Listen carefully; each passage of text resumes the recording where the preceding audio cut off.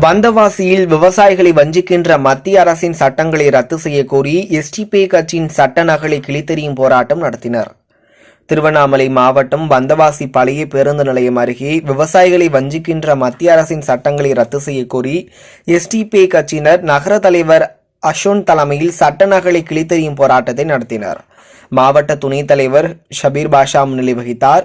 தொகுதி தலைவர் நஜீர் உசேன் கண்டன உரையாற்றினார். வேளாண் உற்பத்தி பொருட்கள் வர்த்தக மற்றும் வணிக சட்டத்தை ரத்து செய்ய வேண்டும், விவசாயிகள் விலை ஒப்பந்த உறுதிப்பாடு மற்றும் வேளாண்மை பணிகள் சட்டத்தை திரும்ப பெற வேண்டும், அத்தியாவசிய பொருட்கள் நிறுத்த வரைவு சட்டத்தை கைவிட வேண்டும் என்ற முழக்கங்களை எழுப்பி ஆர்ப்பாட்டக்காரர்கள் சட்ட நகலை கிழித்தெறிந்தனர்.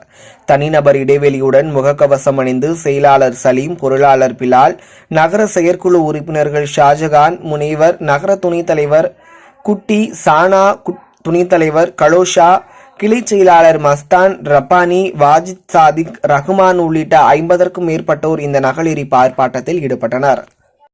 செய்திகளை உடனுக்குடன் தெரிந்து கொள்ள மீடியா 7 தொலைக்காட்சியுடன் இணைந்திருங்கள்.